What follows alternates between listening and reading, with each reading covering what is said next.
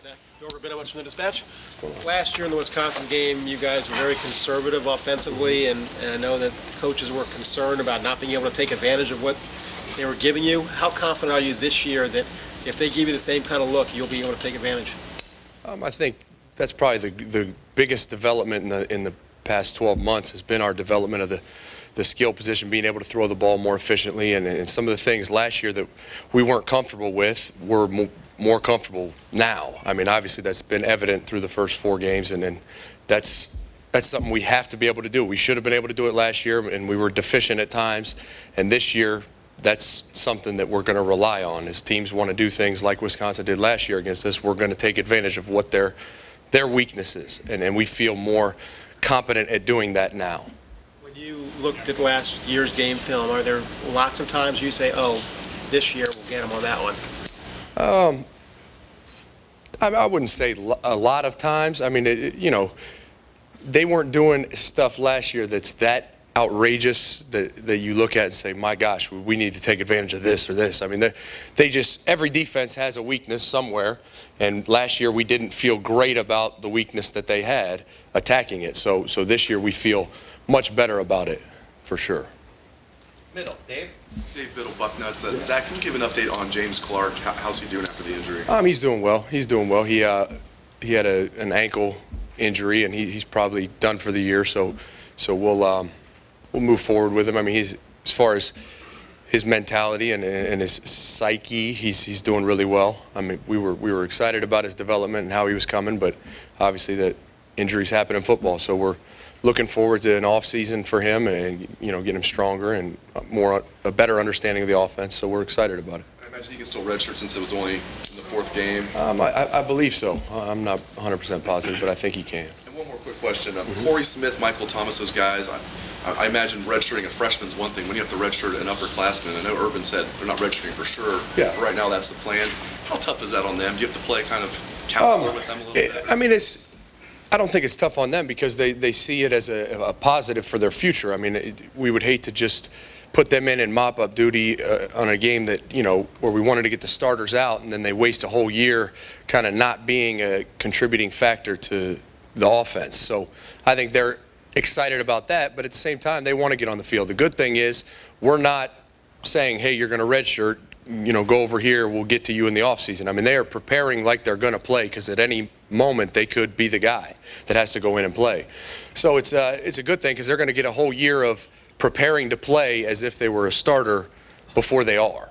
So we're excited about it, and they're in a good place mentally in how they're handling it and how they're approaching every game. Front row middle, Todd? Zach, you guys threw it 34 times in the first half last week. How much of that was in preparation for what you may see this week against Wisconsin in terms of, blitz schemes, getting the guys prepped for pass blocking and picking up those blitzes? I don't know if it was necessarily in prep for this game. I think it was more that was obviously an area we needed to improve this year. And when we came out in that game, we threw the ball quite a bit because that's something that we felt like has made a dramatic improvement, and we needed to get those live game reps at doing it, because it's one thing to be able to do it in practice, it's another to be able to do it in front of 107,000. And so that's why we did it, and because that's what they were giving us. So, I mean, we didn't go into it saying, hey, let's work on this, this, and this. It was more, okay, this is what is going to be successful, so let's do it. And it was also beneficial because now we're getting those live game reps at working on that. How much different is Wisconsin's defensive philosophy this year as opposed to last year with the new coordinator and all? A little bit different. I mean, obviously they're going to play to their personnel, so I don't know what their philosophy will be down the road, but it's a little different than it was last year. Probably a little more man coverage, a little more press man. More challenging for the wide receivers, but nothing dramatic. Front row right, Austin? Devin's averaging still like 41 yards per touchdown catch. Does that number surprise you? And how do you develop a home run hitting ability like that? It doesn't really surprise me. He's a very talented vertical threat. I mean, where his development has really has been in the throws that are more intermediate throws. I mean, the routes that are more intermediate routes. He's really taken steps in doing that. As far as the deep routes. I mean, he has a better understanding of how to lock a corner's hips or turn a guy opposite of where he's trying to go. So he's improved, but he's been a dynamic vertical threat since I got here. I mean, he can run. He can run straight line, and the steps he's made have been more at becoming a receiver as opposed to just a deep threat guy. He had one, in the red zone on Saturday, but is it more effective just when he has that ability to turn on the jets? Is that in the past? I mean, I know you're talking about developing now. I think he's become effective pretty much in any part of the field, but a guy like that with a vertical threat where corners really have to honor him vertically, like you said, 41 yards, a touchdown catch is kind of astounding. And they see that on film. So once he has that threat, there is that fear of getting beat deep. Everything else opens up. So, I mean, he's as effective anywhere on the field, but with that vertical threat, no different than any receiver. Anytime a corner has the threat of a vertical pass, everything else is going to be better. Front row middle, Steve. Yeah, Coach, Steve Hellwagon with Bucknuts. Question I have is, in 4 different games, you've had 2 different guys catch 2 touchdown passes. I mean, that keeps everybody happy. Just talk about that dynamic and the idea that your opponents have no idea who's going to be the go-to guy on any given day. That's probably the biggest thing we needed to do coming into this year was not just have Philly Brown and Devin Smith running vertical. We needed to establish a wider arsenal of skill players to use. So that was critical for us because defenses can take away one guy, one position, but if they have to worry about across the board 5 skill players at every snap, everything opens up. So that was something we really needed to do this year, and fortunately it's happening so far. I want to ask one other thing. In about 80% of the minutes your team has played this year, you guys have been up 2 touchdowns or more.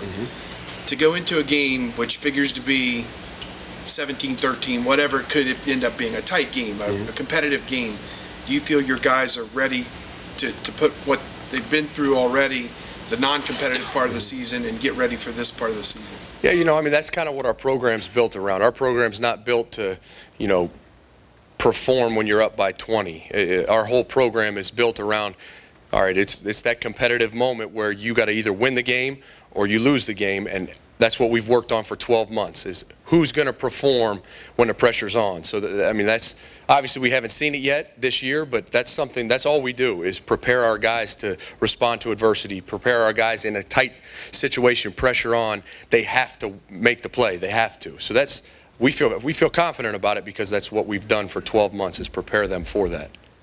Far left, Rusty. Rusty Miller, AB. Zach, what one play sticks out in your mind from last year's Wisconsin game? Carlos Hyde's touchdown in, I believe it was the 4th quarter. Might have been overtime, I can't remember. But Carlos Hyde's run, we ran power, and he was completely untouched from, I think, 20-some yards out.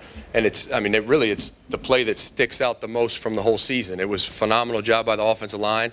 I mean, really, anyone in this room could have ran it in. He was untouched through the A-gap just like he's supposed to, and it was kind of the essence of the season was our offensive line carried us in that game, and when it came time to make a play like I just talked about, they made every block, did a great job, and he went right in the end zone, and we ended up winning the game.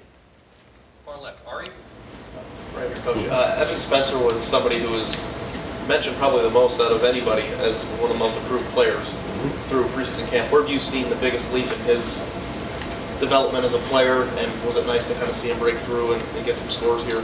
Yeah, every aspect of his game has improved. I mean, he was always a very good kid who worked hard, but he's taken steps to improve the details of being a receiver, and that's in blocking on the perimeter, that's in running routes, that's in getting open on one-on-one coverage. I mean, he's improved every aspect of his game. It was great to see him go out and finally get in the end zone, and that's been that has had a lot to do with kind of the situation we've been in and what defenses were giving us as to why he didn't beforehand. But he's very, very capable, and it was good to see him do that. What was it about him during fall camp, though, that kind of made him stand out from the rest as somebody who, probably just consistency, and not that other guys weren't consistent, but he went from somewhat inconsistent to a very consistent, accountable receiver, and it was a dramatic change from last year to this year, where now he's a guy that you don't worry about him getting his job done. Matter of fact, a lot of times you place him somewhere because you know he will get his job done.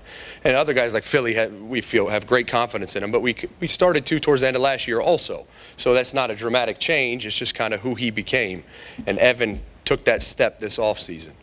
Far right, Tim. Yeah, two things.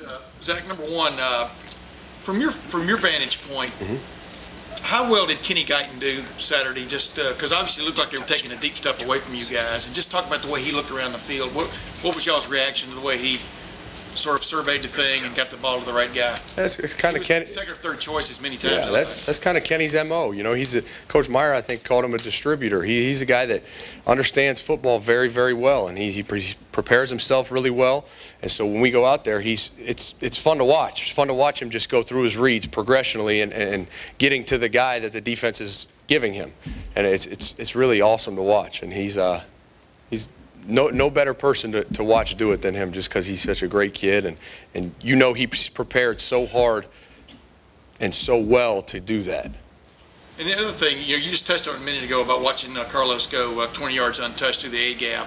This seems like an almost my running game's better than your running game kind of game. I mean, do y'all approach it a little bit like that? Is there a little bit of pride on the line from that standpoint of going against Wisconsin, which has got the big-time running attack?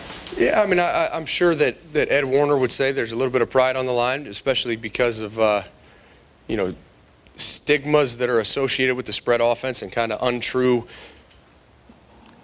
things that are said about the spread offense as if they're all the same. And this is what everyone knows, Wisconsin's run attack and how it's a power run game and how that's kind of what they do.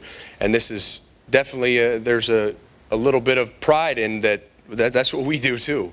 We're a power run football team, and it may be out of different sets. It may not be with a bunch of tight ends and fullbacks and everyone on the field, but we're still going to run right at you and hit you in the mouth, and we're going to run power football. So there's definitely some pride in that, and definitely we view this as a chance to just kind of show people that that's what we are and that's what we do.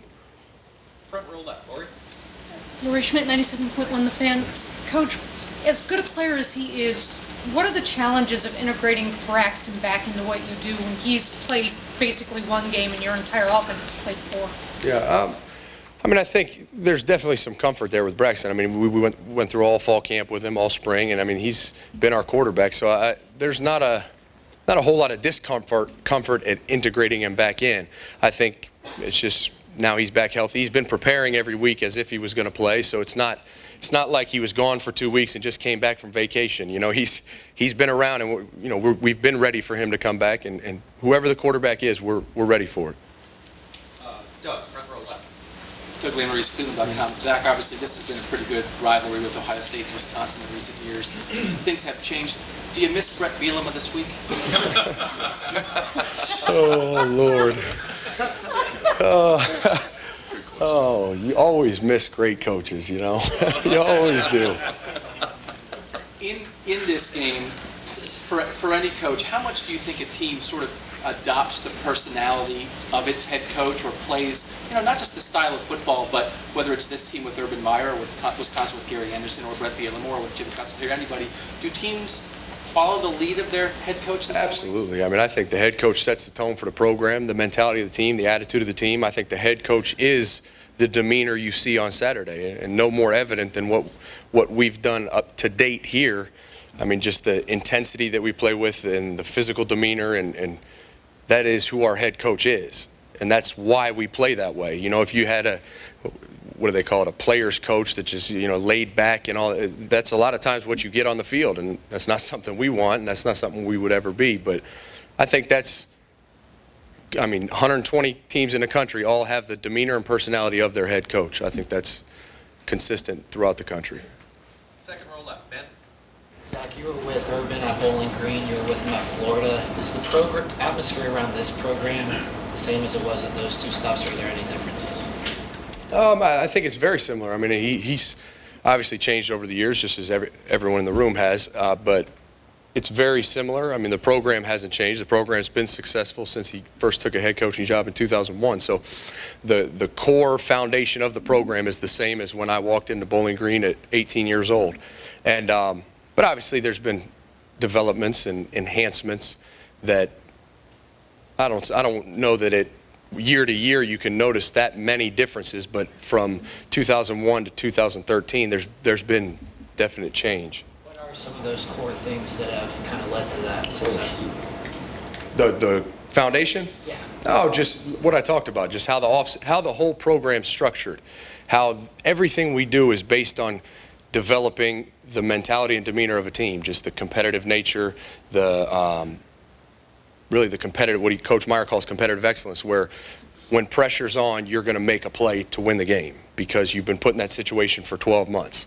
And that's something that's never changed. And then obviously the core values that we live by and believe in that we think are absolutely critical to a good football team and a good person and a good player. Last two questions. Far right, Greg.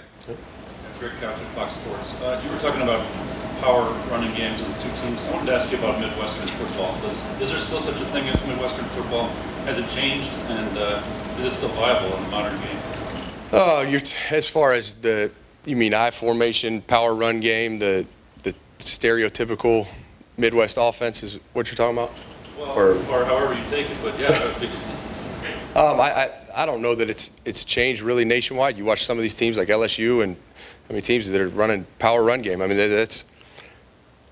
that is an essence of football that really I don't know that will ever change. You're going to have your basketball on grass offenses and all these radar crazy defenses, and those things are kind of flavor of the month. But as far as tried and true, year in, year out, that will stand the test of time, I think a toughness element in your scheme, in your program, in your offense, in your defense is the only lasting factor. So I think it's changing, it's evolving. There's different ways to do it, different ways to get to it, but I think that's something that is never going to change. That toughness, that power, run game, the defense that's built on the D line. Those are things that are universal.